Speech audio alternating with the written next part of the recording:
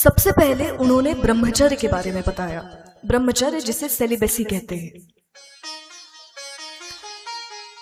उसका अर्थ होता है कि जब मनुष्य की बुद्धि सिर्फ एक जगह केंद्रित हो जाए, और ऐसी केंद्रित है कि अब आपके सामने गुणवान से गुणवान कोई आ जाए, रूपवान से रूपवान कोई आ जाए, आपका मन भटक नहीं रहा है। आपका जो कार्य है आप सिर्फ उस पर फोकस्ड है, उस पर ध्यान केंद्रित है। और ब्रह्मचर्य में बहुत शक्ति होती है, उस मनुष्य के चेहरे पे तेज आ जाता है, चमकने लगता है। और सौंदर्य में और तेज होने में अंतर है। तो हमें प्रयास करना है, क्योंकि हम बहुत जल्दी प्रभावित हो जाते हैं।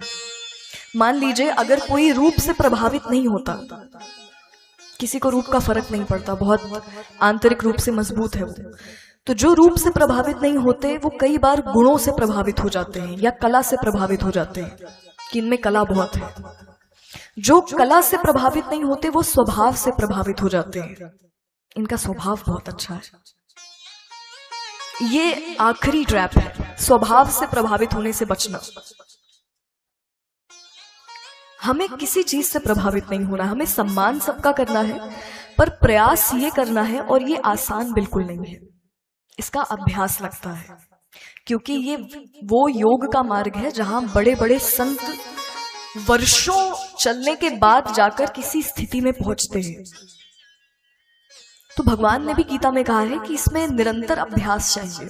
अभ्यास के बिना आप प्रभावित होने से बच नहीं सकते, चाहे वो परिस्थितियां हो, चाहे वो व्यक्ति हो, चाहे वो कुछ भी हो। अभी हम सब प्रभावित होते हैं और बहुत जल्दी होते हैं। नहीं, प्रयास करना है, धीरे धीरे हमारा औरों का जो हम पर प्रभाव होता है ये धीरे धीरे कम हो।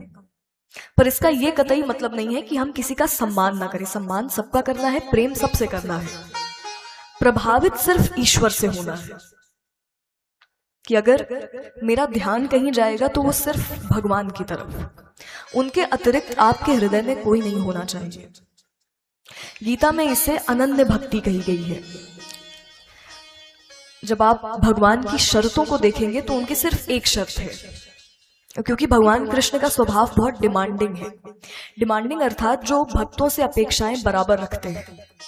अगर उन्हें उतनी प्रतिक्रिया सामने वाले से नहीं मिलेगी तो फिर आपको समझ आ जाएगा कि भगवान आपसे नाराज हैं। तो उनकी एक शर्त है कि अनन्य भक्ति होनी चाहिए। अनन्य भक्ति जब आपके हृदय में वासुदेव के अलावा और कोई ना हो।